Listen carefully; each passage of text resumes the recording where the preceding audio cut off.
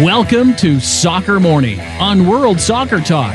Here's your host, Jason Davis. Good morning, everybody. Happy Thursday. Welcome into Soccer Morning here on World Soccer Talk. Man, what a day to be alive.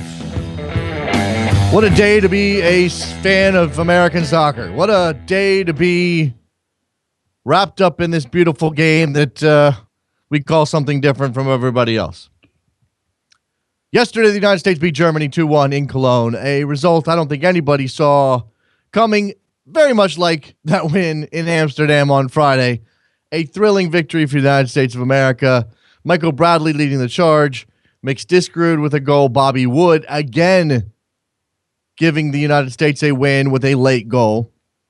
We are going to spend as much time as you would like talking about that match, the implications of that match, whether or not this vindicates Jurgen Klinsmann on some level.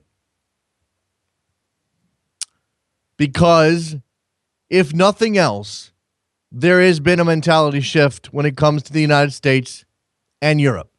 They go to Europe and they win games. That apparently is a thing that we do now. And I'm very excited for it. I cannot possibly pour cold water on anything that happened yesterday. The first half wasn't great, but the second half was brilliant. And again, I thought Michael Bradley was fantastic for the United States. McDiskrud took his goal well.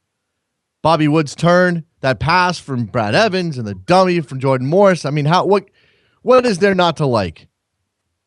What is there not to like from that performance by the United States yesterday?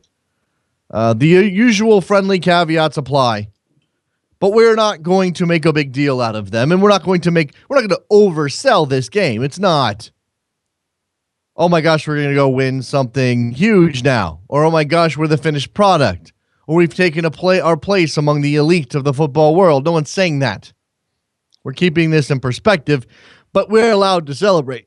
We're allowed to say, we're allowed to pick out the good things that come with this big win for the USA. On this program today, Tom Marshall, Mexico World Cup, will join us. We're going to talk a little bit about Mexico, because that's what we do. We'll talk USA, but we're going to also talk Mexico. They've got a Gold Cup, obviously. They've got a Copa America. That starts for them tomorrow. Miguel Herrera has to balance those two things out. First up is the Copa America as they go down to Chile to participate in that tournament as usual. There's also a Gold Cup roster for them, just like there is for the USA, and we're going to get to that from a U.S. perspective here shortly. The Liga MX weird draft thing happened yesterday. A bunch of players making moves, including 3 Americans, Joe Corona, Greg Garza, Edgar Castillo, all with new teams. We'll talk to Tom about all of that. So look forward to that coming up at 9:40 Eastern Time. We may be trying to get somebody on to talk about that game yesterday. I'll let you know if that happens. It's being efforted right now. Let's do some news before we move into the next segment, potentially opening up the phone lines for your take on USA, Germany, and whatever else is on your mind on a Thursday. Again, I mentioned that Gold Cup provisional roster. The big names that stand out from this, or the names that stand out, they don't necessarily have to be big names. The names that stand out for the United States on a 35-man roster that is the pool of players Klinsmann will select from when he grabs 23 to participate in the Gold Cup. And then subsequently, he can call up 6 more after the group stage is over, and they must come from this list as well. The names on this list that stand out: Alan Gordon, striker LA Galaxy, is on this list. Why is Alan Gordon on this list? I imagine it's because Alan Gordon does something that nobody else in this pool does quite as well as Alan Gordon, and that's be really tall, head the ball in, hold the ball up, serve as a target, get his head on 50-50s, lumped forward late in matches. I imagine that's why he's on this list. Will he actually get a call-up? I seriously doubt it, but you never know. And I imagine Klinsmann wanted the ability to call up Alan Gordon later in the tournament if he decides he needs him, if there's an injury, if something changes. Remember, 2014 World Cup, Jurgen Klinsmann calls up a roster, decides to play with a certain formation, needs a target striker. His target is Josie Altidore. Josie Altidore pulls up lame 20 minutes in to that game against Ghana. The United States doesn't have a plan B, and they don't have a target striker. This is the Gold Cup. The competition is a lot less competitive, a lot weaker than the World Cup. If something happens and you lose Josie Altidore again, maybe Ellen Gordon is the replacement. We'll see if that comes. Hopefully, it doesn't come into play because you don't want Josie Altidore hurt again. Also on this list is DeMarcus Beasley, a gentleman who, as recently as December, said he was done with international soccer, that he was retiring from the U.S. men's national team, going to focus on his club career and finishing that out strong. And he's been playing well for the Houston Dynamo. Now, apparently, Jurgen picked up the phone, gave DeMarcus Beasley a call, said, hey, we're not real comfortable with our left back situation. Would you be open to maybe playing some more? DeMarcus said, sure, because DeMarcus is a good guy and a patriot. That this may indicate that he actually does make that final roster for the Gold Cup. One more go-round for DeMarcus Beasley, and again, a commentary on the state of the left back pool for the United States of America. Not on this list. Surprising names. Jermaine Jones, not on this list. Jeff Cameron, not on this list. Now, Jermaine Jones has a groin injury. Jeff Cameron, I don't get unless there's an injury we don't know about. Unless there's something more significant than knocks and bruises. Because he is a versatile defender who could be useful to this team in the Gold Cup, and he's not there. No Miguel Ibarra. Just made a move. We're also going to talk to Tom about this. Just made a move down to Mexico and Club Leon. Maybe this was a matter of letting him get settled or make that move, something along those lines. Or maybe Klinsmann just doesn't feel he's quite ready yet for a competitive tournament environment. Two names on this list that aren't really surprises but are notable. Gideon Zalalem with the U20s right now, not being rushed forward by Klinsmann. I like to see that. And Julian Green, who was rushed forward by Klinsmann and is now got to determine his club future in Germany as Bayern Munich looks to see what to do with a player who has stalled a bit and needs to be pushed forward. I mentioned that U.S. men's national team and Minnesota United winger Miguel Ibarra has moved to Club Leon. Reported fee north of $1 million. That would be a surprise to me. We'll talk to Tom about that and try to dial that in. And the question there is obviously whether or not the United States missed on Miguel Ibarra, or the United States, MLS, missed on Miguel Ibarra by letting him slip through their fingers to Mexico, or if the money makes no sense in an MLS context, in which case, have fun in Mexico, get better, we'll see you soon. Brazilian legend Zico has announced his intention to run for FIFA president. We're going to get a lot of these. They could come fast and furious. Hope you're ready. Remember, Sepp Blatter did not resign, guys. He did not resign. He said, I may leave later in the future. That's all he said.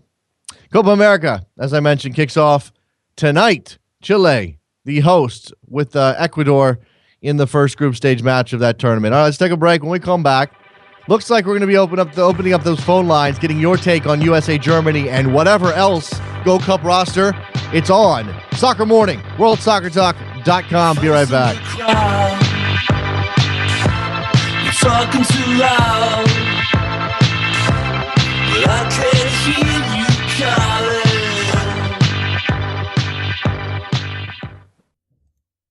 This Friday, the U.S. women's team plays Sweden in a game that'll be televised live on free-to-air U.S. television in prime time.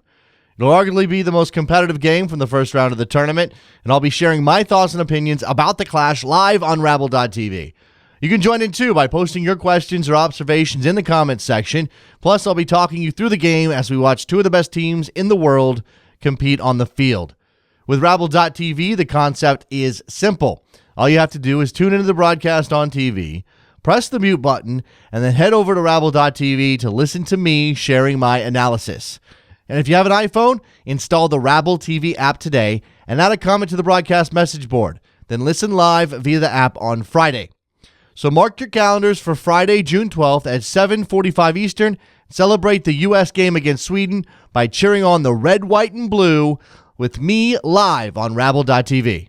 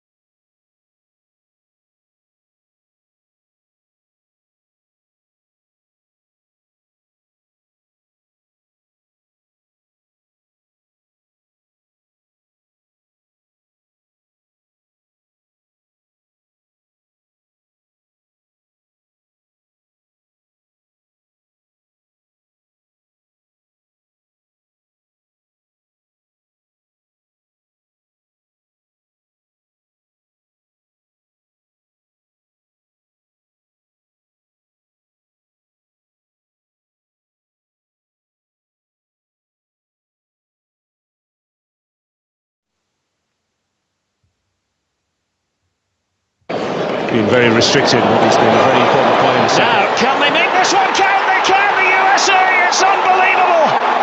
Bobby Wood reaches for the stars. You can almost see it coming. The USA finishing this game the stronger side, and they've got their reward. Wood has done it for the second match running.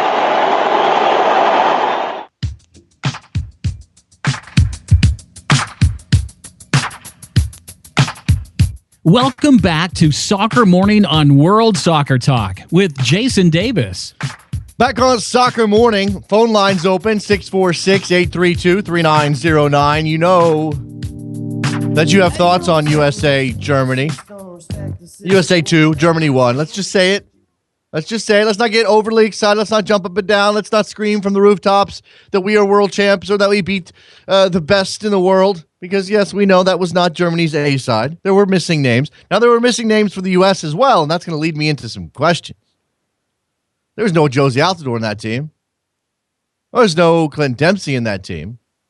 At the back, there were quite, whether or not Ventura Alvarado and John Brooks are the future, there were no Wilmar Gonzalez, Matt Beasler. I think those guys might be a little steadier now, but who knows? But because of those attacking players being missing, Altidore and Dempsey, I'm wondering, I know it's crazy to think this way. I know. But I'm wondering that maybe they play a little bit better without those guys, or maybe it's not Altidore, or maybe it's not Dempsey. Maybe it's not them together. Maybe it's them individually. Maybe it's It's interesting to consider. Look how well Michael Bradley played over those last two games. He's the best player on the field for the United States. There were several occasions where you could imagine that he may have conflicted with Mr. Dempsey when it came to picking the ball up, playing that creative role, having an influence in the attack, being part of the push. Or you could imagine that maybe some of those moves are stalled a bit. And I love Clint Dempsey. And I think that you've probably got to start Clint Dempsey every time he's healthy. So I'm not even sure that this problem has a solution. Just a question. Just an interesting question. Jose on Twitter, what your thoughts on Wood and Williams being left out of the Gold Cup roster? Yeah, Bobby Wood doesn't have a club. He's not going to be playing in the 3 Bundesliga. His club was relegated. Imagine he'll be picked up. I saw some Aston Villa fan Twitter account suggesting maybe Bobby Wood for Aston Villa. Okay, that's a huge step for Bobby Wood. I'm not sure he's ready for that. But he certainly should find a club to play for shortly. So he does have that concern to deal with. Williams, I believe is, what's the deal with Danny Williams, Trevor? You got something there? I don't have any information. Obviously he played. Chronic injury. Okay. He obviously played over these last 2 matches. The United States got immeasurably better with Kyle Beckerman on the field in that second half. Now, there some other things moved around, and it may not just be Kyle Beckerman, but it's hard not to imagine that Beckerman made a difference when Bobby Wood came off the field. Danny Williams came off the field for the United States yesterday. We'll get to a couple of these other tweets here shortly.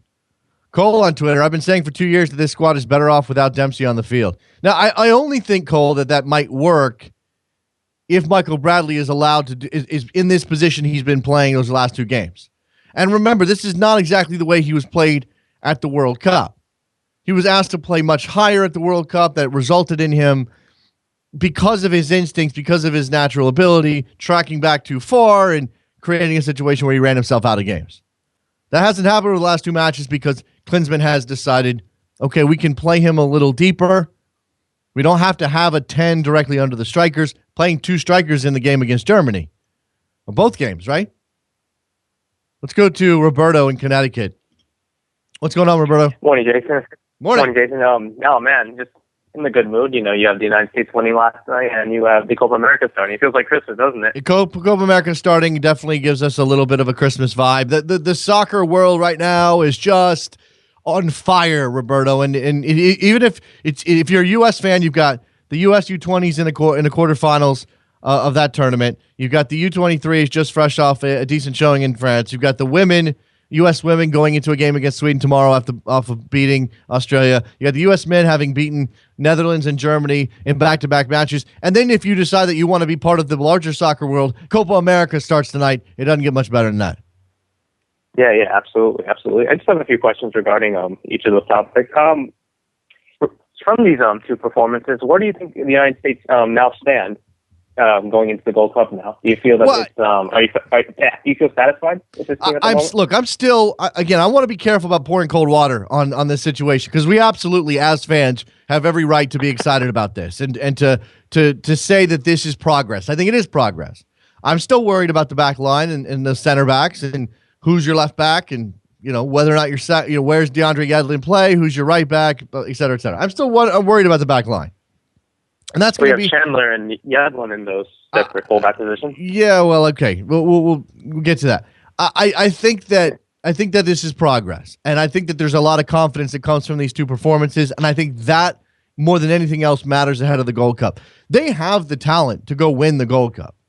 It's not as though I know Mexico's going to be good. I know Costa Rica is going to be good. I know Panama will throw up a challenge. I know Honduras is going to be tough to beat, but they have the talent to go win the Gold Cup, no matter what sort of configuration you put them out in. It's just whether or not they come together well enough at that moment. And what we saw in Amsterdam and in Cologne is a team that came together in those moments. Now, again, post-European season, everybody's thinking about the beach, the big stars aren't there, et cetera, blah, blah, blah, caveat. I don't care. It's still the United States going to Europe was never a given, and now they've gone and shown that they can have the resolve and the spirit and all of that stuff, the mentality to get those results. I think that's important, Roberto. And I feel pretty good right now. Yeah, absolutely. And all you can do is just support them all the way as we're going into the Gold Cup. Right. So what are you looking forward to out of this Copa America? Give me a sense of where what your big thing is and who your favorite is. Well, as a Paraguayan American, I obviously want to see Paraguay do well, but being in the tough group that we have with Uruguay, Argentina, and Jamaica, it's going to be very difficult at the moment. But I just want to know your expectations and your favorite and your dark horse for this tournament. Well, I think, it'd be easy to pick Argentina. I do think this could be, the Messi moment and taking that next step and finally winning a trophy after getting so close to the World Cup. But I actually think Chile's got a really good shot at this. I think they're going to ride a wave. And I know there's, I'm listening to some soccer radio this morning, and there's a little bit of talk about Alexis Sanchez not getting along with his teammates, being a big man on campus a little bit, and that's causing some rifts. But I just think that in that environment, coming together with everything else that's kind of swirling around the soccer world, that Chile is going to be the team that gets the job done. I want to root for an underdog because obviously it'd be easy to pick Brazil or Argentina. And I saw Brazil play Honduras last night, and I wasn't impressed. Yeah, me neither. I can tell you that right now. Yeah. What about Colombia? I don't know where Colombia is right now. I'd have to take a look. We need to get somebody on this show probably to give us a full Copa America review. Maybe Vince in Toronto, who pays attention to all that stuff, or even you, Roberto, if you have insight. Hey, man, I'll be ready. Well, what do you make of Colombia right now? I think they have a lot of depth. In midfield, you have Cuadrado, Rodriguez, Valencia. You got a lot up front. You have Gutierrez, Jackson Martinez, Carlos Baca, Falcao. It's just incredible with the attack they have. Just a bit struggles in the defense. That's all I can tell you. Yeah, and I think this is going to be one of those wild tournaments where you see a lot of goals. I mean, I think it can be physical. South American football can be extremely physical and aggressive. And you're going to get red cards. You're going to get some handbags. You're going to get all of that. But this is going to give us some goals, I think. I hope. And that's what makes the tournament so special. Yeah, and you know what? And if you have any interest, thanks, Roberto. I'm going to move on. But if you have any interest in Copa America and you want to know a little bit more about the tournament, if you don't have a full grasp of the history and how crazy that tournament is, there's a piece on at soccergods.com right now by I think it's Zach Goldman and our friend Maxi Rodriguez that outlines the strange history of Copa America, how it has sometimes been thrown together last minute, moved last minute, played twice in a year where one's official and one might not be official, et cetera, et cetera. If you have thoughts on USA Germany, jump on the line at 646-832-3909. We're going to get to Tom Marshall here in just a little bit. So that'll be a good discussion with him on some of the Mexican soccer news of the day. And again, the Mexicans going in and fighting on two fronts this summer, both Copa America starting tonight, but starting for them tomorrow, and in the Gold Cup, obviously, starting early July. And they want that Gold Cup pretty desperately. I know Chicharito Hernandez is on that provisional roster for Mexico. We'll have an in-depth look at that team. A couple of tweets here. Billy Naden, if Jurgen is going to bring back DeMarcus Beasley, can he also bring back Cherundolo? You know what? And here's the thing. There's the sad thing about that, Billy. I might trust a retired Steve Cherundolo at right back more than I do most of the players we have in the pool right now. That just may be the facts. I mean, and maybe that's me, a little too loyal to Mr. Cherundolo. But that's not far from the truth. That's not far from the truth.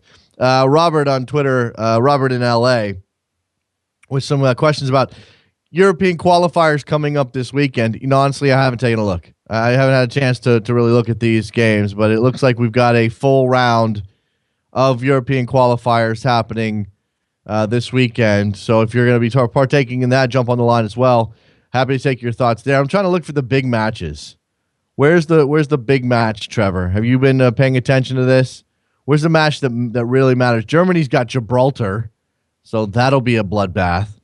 I'm looking at the 12th. That's tomorrow. Iceland and the Czechs. That's not a bad matchup at all. I have to look at their group and see where things stand. In Group A, you also have Ireland, Scotland. Ooh, there you go. A little Irish on Scottish action. Denmark and Serbia could be good as well. Wales and Belgium. Belgium just got done beating France 4-3. And Wales, always a trier, always puts forth a big effort. Sweden and Montenegro. Bosnia and Israel. Israel in the news recently because of all of that concern over the treatment of the Palestinian FA and the petition to have Israel banned that was ultimately tabled, I guess. They didn't vote on it. I know they didn't vote on it. It was essentially Sepp Blatter saying, go shake hands. And then crowing about how he got people to shake hands.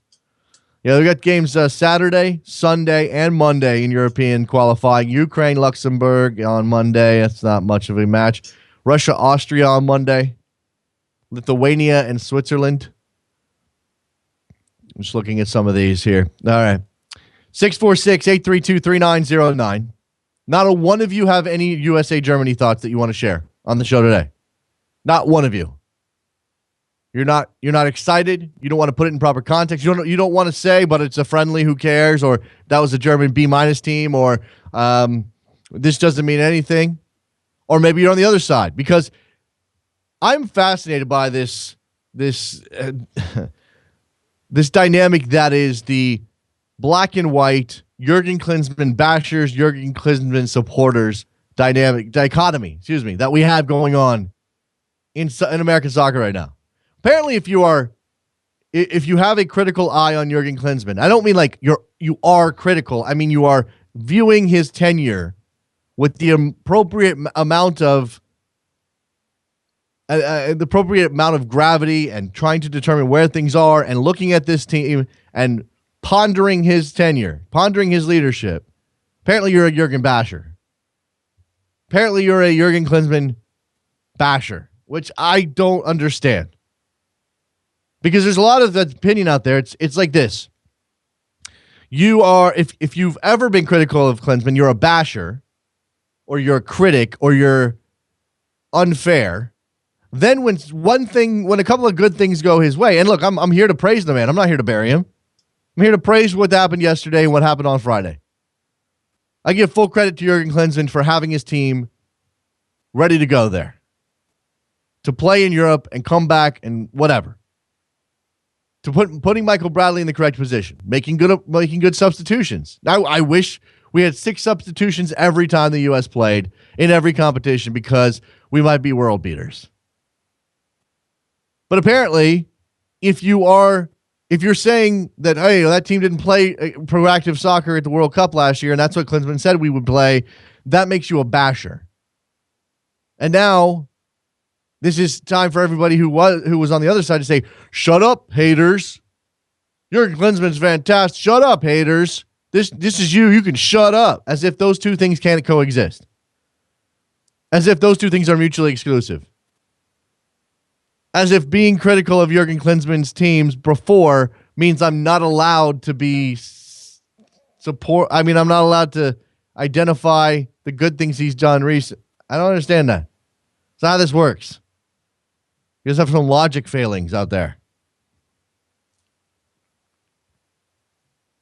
To be honest, you're clearly not a Klinsmann fan, says Trevor. That's not the point. You're missing that. Again, you're being the same as everybody else. That's not the point.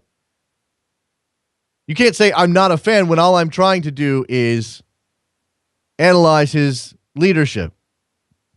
And at various points in his almost 4 years, there has been a disconnect between what Jurgen Klinsmann promised, what Jurgen Klinsmann said he was going to do, the way his teams play. They couldn't win a game, couldn't finish out a game since the World Cup. As if that doesn't, all of this is washed away now.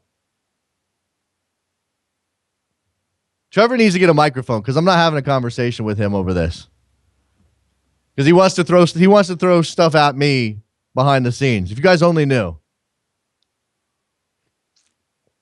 I can pretend to be something else, but let's be honest. I pretend to be somebody who views the team's progress through the lens of somebody who I have nothing against Klinsmann personally. I have no issue with the man. Oh my God. Okay. This might not go well. Because again, if the man doesn't have a microphone, stop saying stuff to me. David in Arizona. Jason, long time. This 6 a.m. is just killing me, but was able to get on today.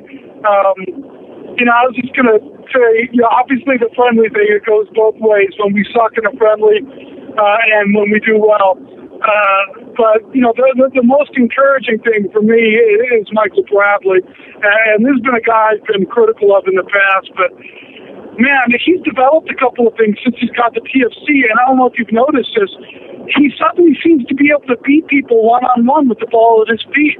I've never noticed this in his game before. And this isn't like, he's not like looking like Maradona doing this. They're very simple moves.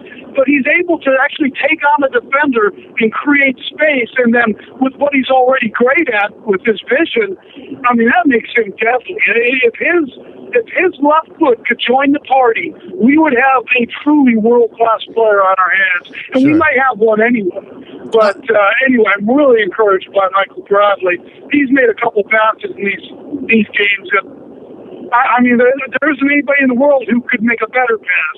There may be players who are as good at those sort of passes, but man, I'm impressed today. Like I said, I'm a guy who's really criticized him in the past. So good on Michael Bradley. I think, to talk about Dempsey, I think the problem for us is that how do you get Dempsey and Bradley on the field at the same time and have it be an efficient setup?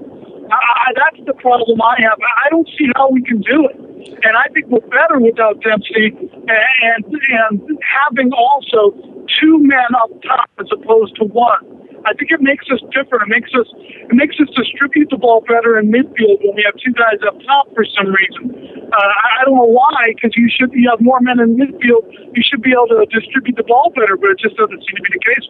I think that's a very good question, the Clint Dempsey issue, and I don't know what Klinsmann's going to do with that going forward. I think it's going to be tough. You almost have to start Clint Dempsey if he's available. Again, he's such a figure in this team, and he can make things happen for you, and that's really what you buy into with him. But if that means limiting Michael Bradley, and what we've seen from Michael Bradley shows that he is capable of taking the team on his back, essentially, and creating opportunities, that's a really tough call. And I've maintained Michael Bradley is a good player, even when he wasn't playing well at the World Cup last year. And again, he was forced into a situation where it wasn't working to his strengths. And it's good to see that he is now being put in a position that is working to his strengths, and we're getting the dividends are coming through And hopefully that's what you want to see at the Gold Cup. You want to see Michael Bradley being this kind of player at the Gold Cup. Yeah. David, appreciate the call. Anything else? Well, yeah, I just wanted a couple other things just real quickly. I think that the most pairing is Bradley and Beckerman. I think it works, and I think there's plenty of evidence to show that. The other thing I was just going to say, I'm disappointed in the Gold Cup roster that we're not seeing Eric Lehigh. I know he doesn't like him, but I just don't get it. And then the other guy is Harry Shipp. What has this guy got to do to get a shot at the national team? This guy he's performing week in and week out with the Fire. I think he deserves a shot. I think Harry Shipp's issue. Thanks for the call, David. I'll move on. The Harry Shipp issue is a lot about where does he fit in. You can slot him in as if you're going to play what we saw as a diamond yesterday, and smarter tactical people than me will tell you that really wasn't a diamond. But if you play that, I suppose you could put him on one of the flank midfield positions. But is he going to give you what you want? I mean, we saw Giassi's Artist, who isn't made really to be a two-way player, in that position, and it wasn't great. When you slide Giassi's Artist up to the forward position, he plays much better. Let's go to Dixon in Alabama. What's up, man? Hey, Jason. So I just wanted to get your thoughts on this. My idea was kind of that what really made the difference against Germany and the Netherlands was the late subs of Yedlin, Wood, and Morris, because those guys are all crazy fast, and Wood seems to put a lot of pressure on the center backs. So it seems more that, our success might have just come from throwing on these really fast kids that the tired defenses can't handle. Is that something that crossed your mind? Yeah, I mean, I think that there is something to that. Clearly, Bobby Wood made the most of his opportunity in both games, and not on the Gold Cup roster, probably because of club issues. The substitutions matter, and again, I think that Klinsmann has always been a guy who has fixed things at halftime and done a good job with it. Now, again, it's a friendly, so you have more substitutions than you would in a competitive match, and that makes it tougher to judge whether or not that this can be translated. And you're not going to have, he got Jordan Morris. I guess you could throw Jordan Morris on. There's something to that. I mean, it's a good thing to see, and especially because they're young players and they're taking their opportunity. But there is something. It's like a double-edged sword here. I think that made a difference, but I also think that the United States just played better overall, and the midfield certainly played better in that second half yesterday, regardless of who was up top. Yeah, definitely. And Yedlin seems like as much as Klinsmann will play guys outside of what they play for their clubs, playing Yedlin at right mid seems to make a lot more sense than playing him at right back, considering his weakness is, getting back on defense. So it's just a matter of where you want. Thanks, Dixon. I got to squeeze one more in. It's just a matter of whether you want DeAndre Yedlin up and down the flank like that, and certainly playing from a higher position and getting into attack from a higher position, maybe receiving the ball in a one-on-one rather than overlapping and trying to find him moving with the ball or get the ball to him while he's moving. Because those will be deeper runs, and that's more of an overload situation. I like him in the midfield. I do. Jeff in Orlando, last call. Hey, Jason. So I've been a skeptic of Jurgen Klinsmann ever since his selections for the World Cup roster, but it looks like maybe I need to get on board now. So the one thing that I haven't really seen is, does he have a plan? And has he ever summarized that plan on what he's doing, whether he wants to go young? We've been bouncing around with formations. Whatever he's doing seems to be working. I just don't know if there's a rhyme or reason to it. No, neither do I. And look, when they weren't winning games, that was one of my sources of concern and one of my sources of frustration, is that it didn't seem to have a plan.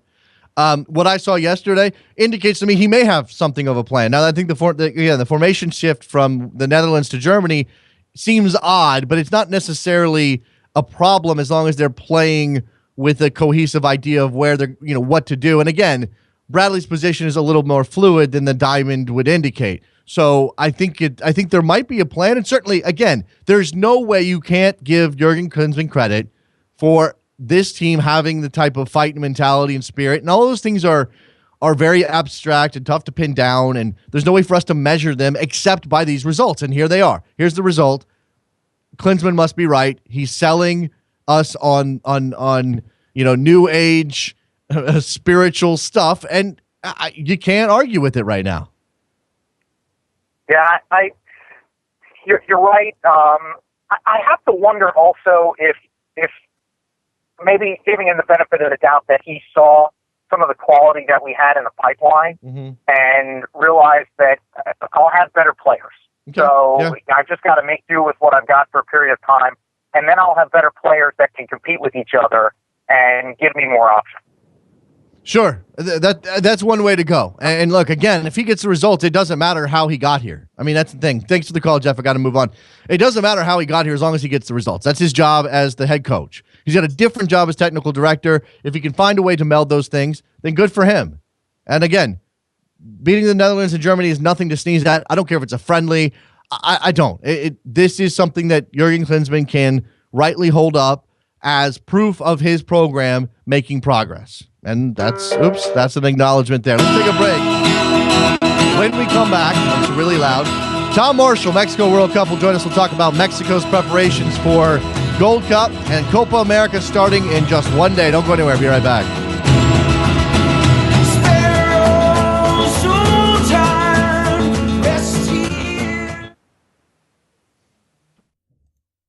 This Friday, the U.S. women's team plays Sweden in a game that'll be televised live on free-to-air U.S. television in prime time. It'll arguably be the most competitive game from the first round of the tournament, and I'll be sharing my thoughts and opinions about the clash live on Rabble.tv. You can join in too by posting your questions or observations in the comments section. Plus, I'll be talking you through the game as we watch two of the best teams in the world compete on the field. With Rabble.tv, the concept is simple. All you have to do is tune into the broadcast on TV, press the mute button, and then head over to Rabble.tv to listen to me sharing my analysis. And if you have an iPhone, install the Rabble TV app today and add a comment to the broadcast message board. Then listen live via the app on Friday. So mark your calendars for Friday, June 12th at 7:45 Eastern. Celebrate the U.S. game against Sweden by cheering on the red, white, and blue with me live on Rabble.tv.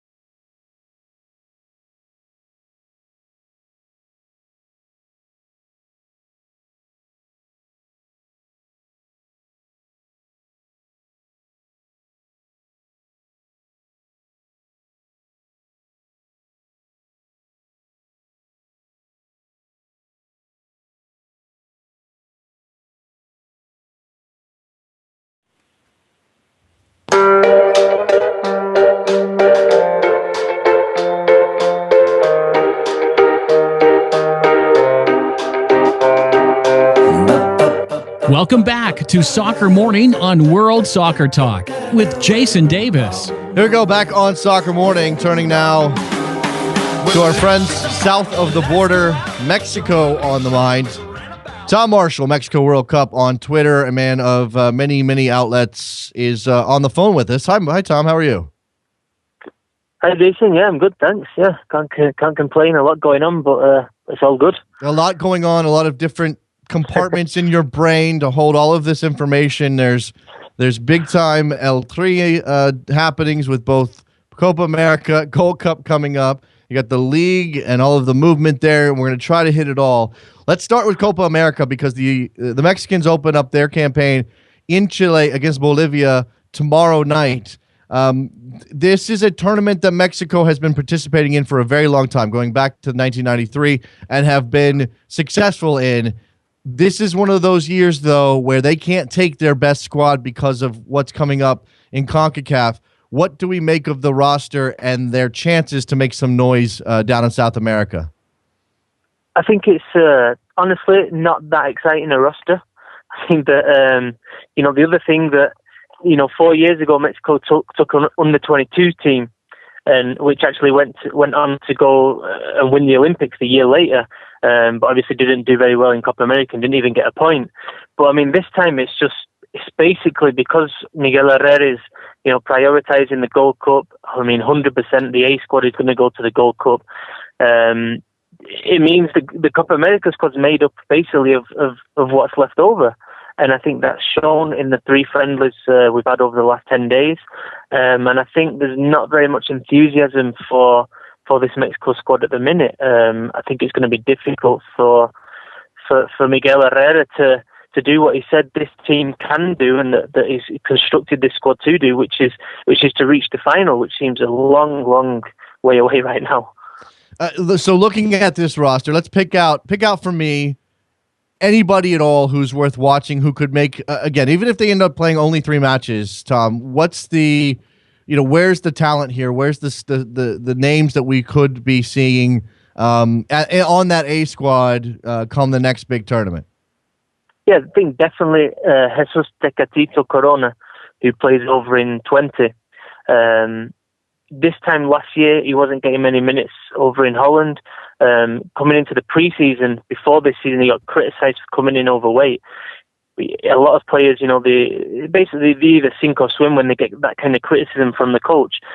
Corona's really taken it on the chin and kind of redoubled his efforts, and he's had a great season over in Holland, regularly been in like the teams in the week of stuff, and over these 3 preparation games, he's been Mexico's outstanding player.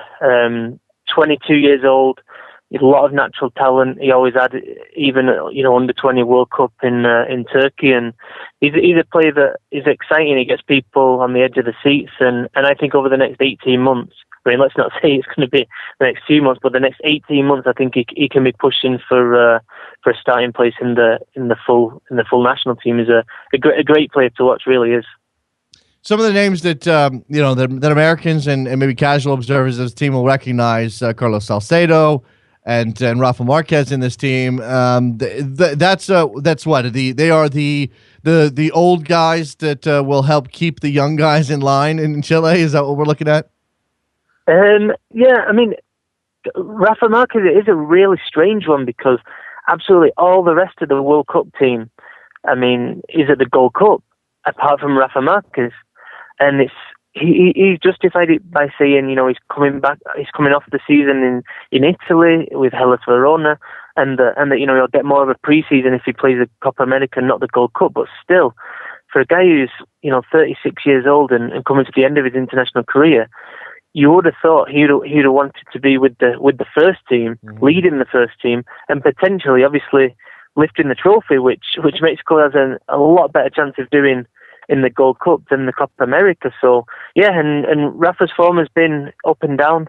Definitely there's a question about his speed now, and the fact that he doesn't have the top quality defenders around him, I don't think helps him at all. So we said it before the World Cup, we said it probably for the last few years now, and at times he has proven us wrong. But Rafa, he really needs to pull it out the bag this time. There's a lot of responsibility on him as the captain.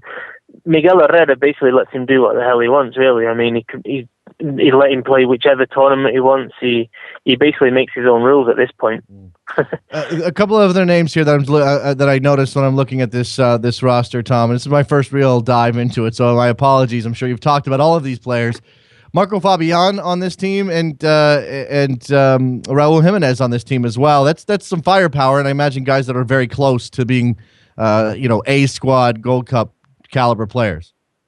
Well, yeah, I mean, you think that, and I think, taking Marco Fabian, I think some of the goals he's scored this season have been unbelievable again, but in terms of his consistency, he's not been that great. And I think there's an overriding problem with this Mexico squad is that it's only been together a few weeks. Miguel Herrera's 5-3-2 formation is difficult for players to pick up, and I think that's especially the case with the wing backs and the more advanced midfielders, because it's a difficult balance in when to attack and when to drop back. And I think Marco Fabian, who's played most this season on the wing for Chivas, suffers in the kind of midfield diamond, and I don't think he quite knows what he's doing. And I think for that reason, he's probably not going to start tomorrow against Bolivia, which I know for people out there might come as a shock.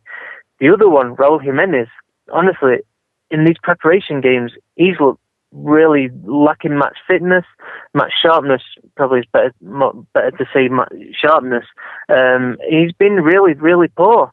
And the big rumor here today in Mexico is that Raul Jimenez isn't going to start against Bolivia, which would be an absolutely huge blow for an Atletico Madrid player who really needs this tournament, not just to kind of push for a place in the full Mexico national team, but also in terms of this club side. I mean, is he going to stay at Atletico? Are they going to loan him out? I mean, if he's not even starting for this Mexico B team, is the La Liga side really going to want to be loaning him as a regular striker in such a top division? I mean, it doesn't look great for him right now. This is a difficult group, if only because it's the host group, and Chile is going to want to make a statement and obviously do well in front of their home fans, and I'm rooting for them myself, Tom. Bolivia is not the strongest South American team. We know that should be something that Mexico can target as a win. But the other two matches, just quickly, because we'll probably come to them, but it's Friday, Monday, Friday. That's a very quick turnaround between matches. You obviously, as you mentioned, there's some young players here. There's some players that are out of form. What do you expect out of the Chile and Ecuador matches? Chile and Ecuador, I think they're going to be extremely difficult. I mean, especially the Chile one. I think Mexico have faced both teams with their A team since the World Cup, and it was 0-0 against Chile, a really, really good game, even though it was 0-0. And then Mexico defeated Ecuador 1-0 in Los Angeles, I think in April. I think in March. So, two good teams, and with Mexico's A squad, they've had difficulties overcoming. So I think they're going to be two very, very difficult games.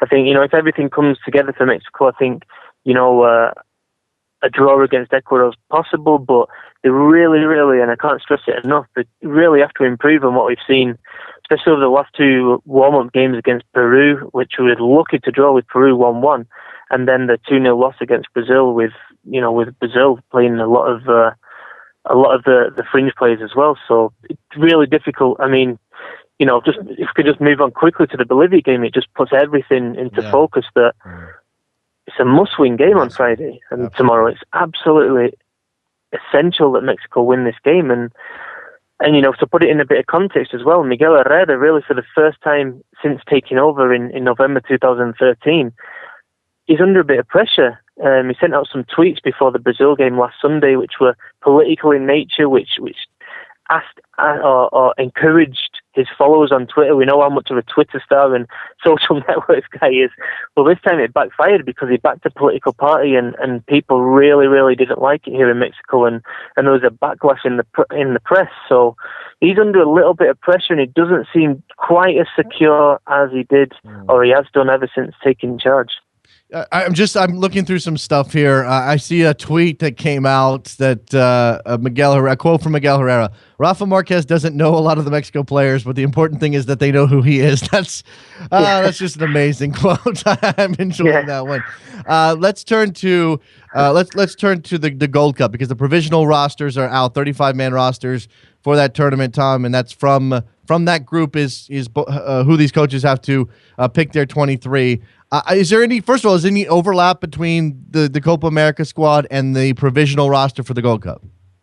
No, just one player, which is the one I mentioned earlier, which is Jesus Tecatito Corona, who, I think the thing there, 20, I think, obviously intelligent club, and they want to give him as much kind of promotion this summer as possible with eyes on moving eventually to a bigger club.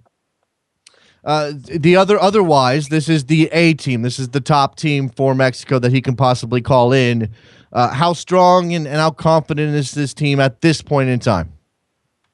Yeah, I think it's a very strong team. I think it's basically, if you take the World Cup team and you add Carlos Vela, who arguably is Mexico's best player, and then you take out Rafa Marquez and slot in Diego Reyes, I think it's basically going to be the same team we saw at Brazil 2014. I think there's pressure on this team, absolutely no doubt about it. Miguel Herrera stressed so much that the big goal this summer is winning the Gold Cup. I think the context as well is that Mexico obviously struggled 2013 with CONCACAF qualifying. Mm-hmm. The US are reigning Gold Cup champions, and I think Mexico now really have to go back and take this competition and go and win it. I think that's the expectation. I think that's Herrera really needs it. I mean, I think nobody's expecting anything from Mexico at the Copa America. The under-20s crashed out of the World Cup. The under-22s didn't do too well in Toulon. The women's team drew against Colombia when they really should have won. That was a game that they were expected to win. So at the minute, it's almost like the opposite of the US at the minute. Things aren't going quite well for Mexico overall. And I think the Gold Cup is the moment where it's expected to go and win and turn that around. It's amazing how these pendulums swing. Now, of course, Mexico does have some silverware to their credit that the United States doesn't have, but that's a different discussion for a different day. You mentioned 2013, and that was, obviously that Gold Cup was the quote-unquote off Gold Cup, but we don't really have those anymore because of the new playoff wrinkle with the Confederations Cup on the line. And the United States has that one in the bag. They know they're at least in a playoff if it comes down to it, but they want to go ahead and win this tournament outright so they don't have to worry about that. Meanwhile, everybody else is scrambling. Mexico didn't even make the final in 2013, Tom. And I guess that's why there's so much emphasis on this and why this is the best team possible. When you look at the Gold Cup challenge, and obviously Mexico's going to have great support around the country, is there any reason to think that they can just flip on that switch and Herrera will have them playing up to their usual standard and we will see them in the final? Yeah, I think definitely. I mean, I think that's a realistic expectation, just because this team's now been together for quite a while as well. So it has been, it's basically the World Cup team, so it has had time to adapt. I mean, a lot of these players, like I mentioned in the Copa America, don't look at ease in Miguel's 5-3-2 formation, whereas the Gold Cup team now it's had time to kind of adapt to that, and I think that's really important. And obviously, there is a lot of quality. I mean, you look up front, Carlos Vela and Chicharito. I mean, that's for me by far and away the best strike partnership in the tournament. I think there are a few worries in defence. Obviously, you can pick holes, and I think the biggest thing for Mexico, I think, is the pressure. I think if you look player for player, you think this team can definitely win the Gold Cup, even with the US doing well at the minute and Costa Rica looking strong. But it's how can they handle that pressure and a tournament that is strange because you expect Mexico to walk the group, and then when it gets to the semis and the final, obviously to be completely a different story. Let's turn to some league topics, Tom, before we let you go. A lot of movement yesterday or over the last couple of days. I'm not sure exactly when the Liga MX draft was, but that's a thing that happens and people don't really understand it. What came out of the quote unquote draft, and then how did that impact Americans playing in Mexico, and where are those Americans now ending up? Yeah, a lot of surprise news for Americans. I really didn't expect too much to go on, but Edgar Castillo moved from Atlas to Monterrey, which I think is a good move for him. I think he's had a couple of decent seasons now. I know he's not been in the US setup, but he's been playing quite well. And Monterrey is a club where he'll join his former coach, Antonio Mohamed, who the duo, they won the title together with Tijuana. And Monterrey opened a new stadium, I think next month. So So, that's exciting for him. Joe Corona moved on loan to Veracruz. I mean, I think this for me was a big surprise when his name popped up on the transfer list. I think he was out of contract, if I'm not mistaken. So, I don't know. I mean, I think the key thing for Joe Corona now is to get playing regularly. I think he's had a couple of injury problems over the last 12 months, and if he wants to get into that US team regularly, then he really needs to be playing. I think that Veracruz probably offers that chance, but until the season gets going, you're not quite sure. And then the other major move was Greg Garza, which was another huge shock because last week he signed a new 3-year deal with Tijuana, and this week he's been loaned out to Atlas down here in Guadalajara. So I think that's a good move. He's taking over basically Castillo's slot at Atlas at left back. So again, he's replacing Edgar Castillo again. Again, yeah. I mean, he served him quite well last time because he didn't just kind of take over him for at club level, but it seemed to kind of extend to international as well. So he'll be up in for the same. But Atlas is a good club now, and they expect it to be a club more likely even to challenge for titles and playoff spots than Tijuana. Last thing here, news out yesterday that Miguel Ibarra, a wing player, U.S. men's national team player, caught the eye of Jurgen Klinsmann playing at Minnesota United in the NASL, has been transferred to Club Leon. I'm not sure of the dollar amount, Tom. I mean, I'm interested what that might be. I'm not sure it's been disclosed. But just before we get to that, what do you imagine Leon sees in Ibarra, and is there a chance he's going to actually be able to get on the field enough to make it worth it for his continued growth as a player?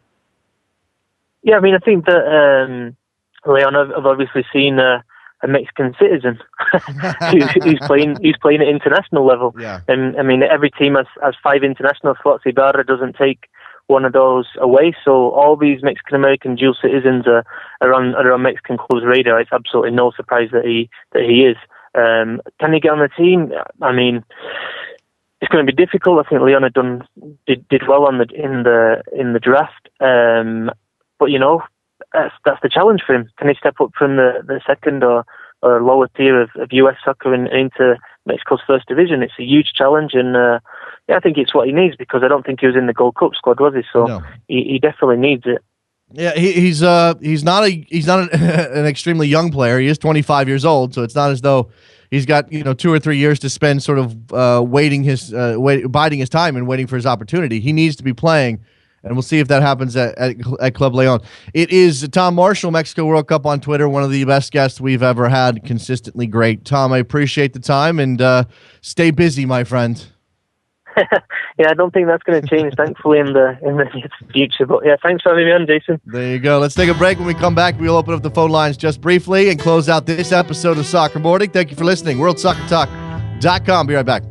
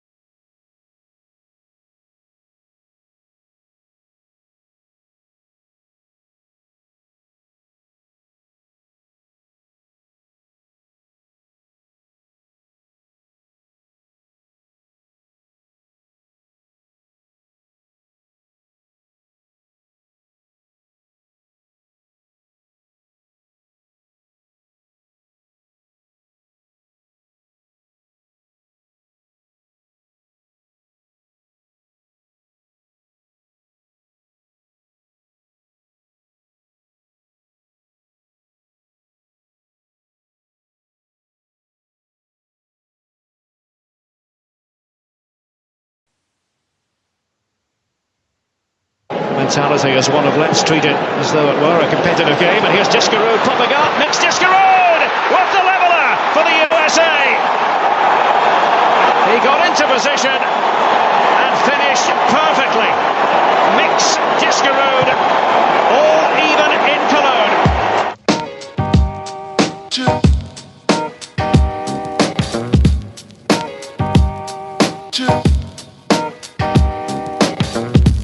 Welcome back to Soccer Morning on World Soccer Talk with Jason Davis. Here we go, back on Soccer Morning. Phone lines open again, 646-832-3909. Thoughts on USA Germany?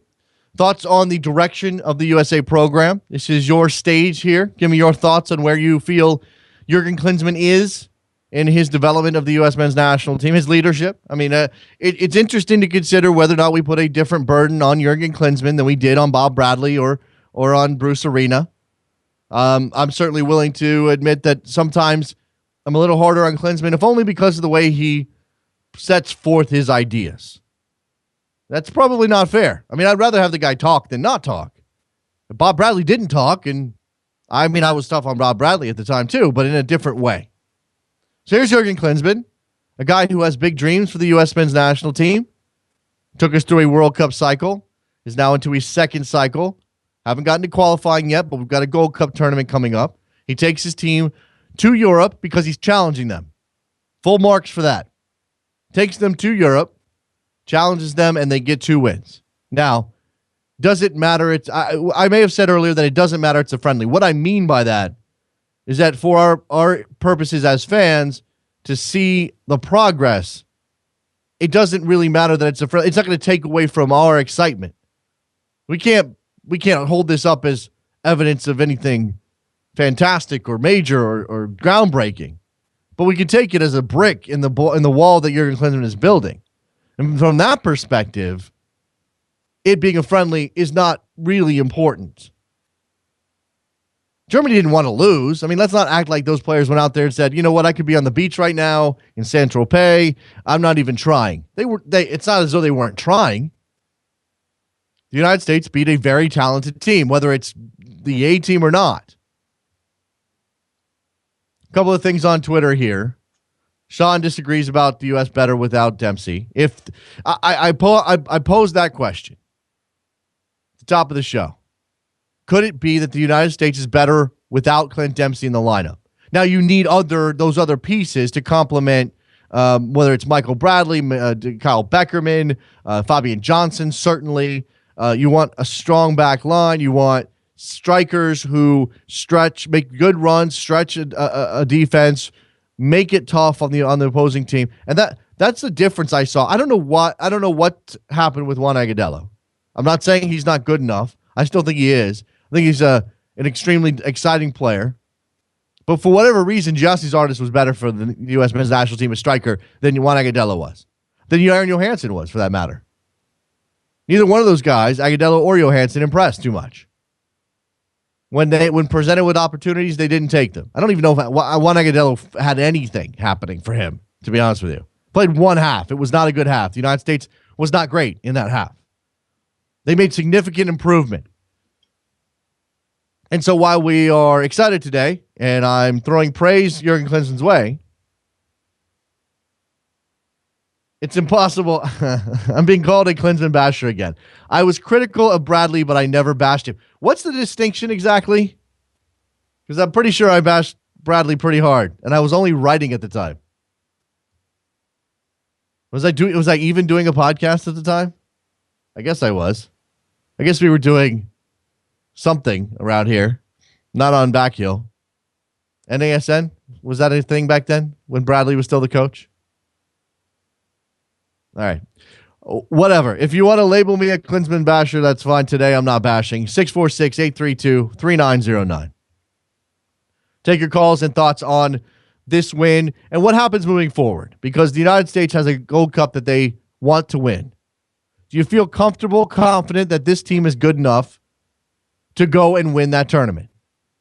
With Josie Altidore back in the team, with Clint Dempsey back in the team. Remember, those are for anybody who says, oh, Germany didn't have their fastball, they didn't have their best team. Well, neither did the U.S. exactly. Now, those are different levels, clearly.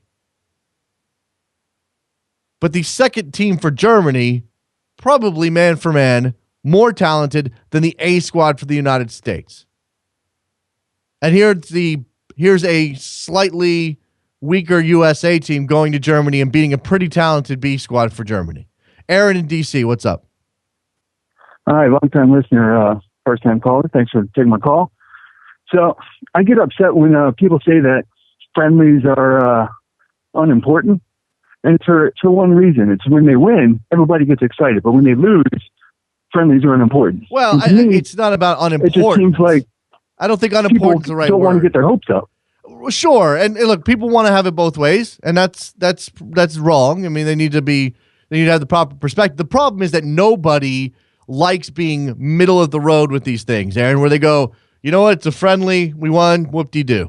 Oh, we lost, it's a friendly, no big deal. I mean, because it makes it doesn't bring anything to the table in terms of the discussion. You're basically saying it doesn't matter at all. And I'm not saying it I don't think friendlies ever don't matter. It's just whether or not the context of our discussion is appropriate. And it's difficult. It's difficult to pin it down. Yeah, I mean, it just seems like it's it gets used as a cop-out to when people say, like, oh, they get excited about something that they saw in the game. And they say, yeah, but, friendlies don't matter. But then when they win, people get excited. It's just, well, I don't know. I get it's not necessarily a great conversation point or whatnot, but I don't know. I just feel like people use it as a cop-out. I don't think that it's always the same people. Okay. I mean, I think that in general terms, you may be right, but I don't think it's always the same people getting excited about a friendly and a win or a great goal or something, and then also saying it doesn't matter if they lose because it's a friendly. I don't think it's always the same people. I think the people that are attempting to figure out what this stuff means are giving the proper weight to this. Now, this friendly to me, more important or has more weight than a friendly against Honduras for sure, but that doesn't mean that it's indicative of, again, climbing to the top of the mountain. Yeah, fair point. I just got to say, I've been, watching the team for a while. Love to see him develop. Finally, love to see him gel. And Bradley's moves, man, just loved it. All right, thanks for taking my call. The bottom line, Aaron, is it okay to be excited? Yeah, we can all pull ourselves back because it's Germany. It's a friendly, blah-de-blah-de-blue. But it's okay to be excited. It's okay to think that this represents actual progress. It's okay to see what happened, especially in the second half of both of those games, and say, that's a team I can get behind. That's a team I'm excited to see. That's what Klinsmann said he was working towards. And look, he's actually delivering. Here you go. That's finally. Yes. Well, I mean, finally or not, it's appropriate to say, good job. I mean, it's appropriate to say good job for what they did.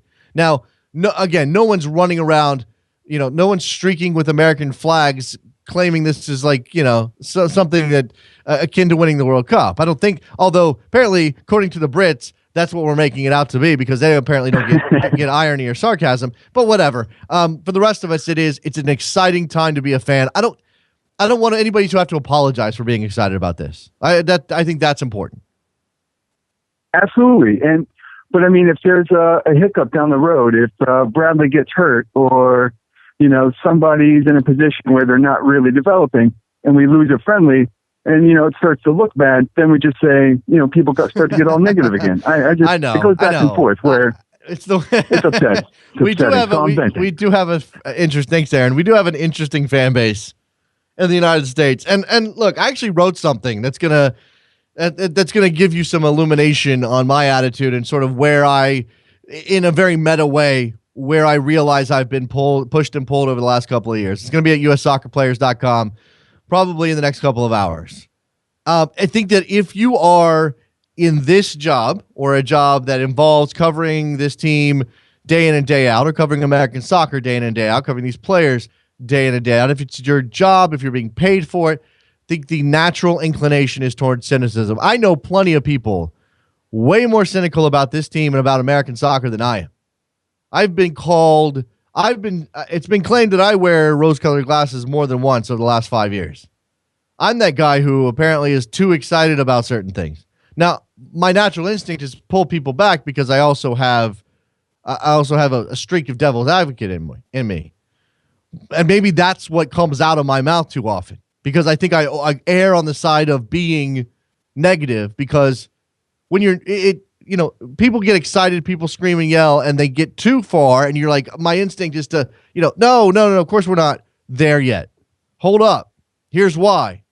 And that seems to be the job, and that takes the fun out of it. Hopefully, wins like this can still get those juices flowing. All right, let's wrap up this edition of Soccer Morning on World Soccer Talk. A couple of things on Twitter. Ignore the Brits. They can't beat Germany, even in a friendly. Stephen Clark says 2013 at RFK was USA A team versus Germany B. I was there. That was a very strong USA team against a lot of youngsters for Germany, and we won 4-3. Let's see. Mike on Twitter, is it possible people don't warm up to Klinsmann because they get a Euro snob vibe from him? Sure, that's possible, especially when he talks about MLS. And if people are invested in MLS and he dogs that league, that's going to make them upset. And I've probably been on that. I've probably been guilty of that myself. All right, let's go. Thanks to Tom Marshall for joining us. Mexico World Cup on Twitter. If you're not following him, I don't know what's wrong with you. Let's go to backheel.com and buy a mug because they're awesome. 30fc.com where you can get a T-shirt. We have we have an iTunes page where you can leave us a rating and a review. We have a new website, soccermorning.net. That's where you go to get all your information about the show. I still need to write my about section. There's going to be guest lists. We'll have videos maybe one day. Something like that. Me throwing stuff at Trevor's chat box. That's what we'll do. See you later. Bye.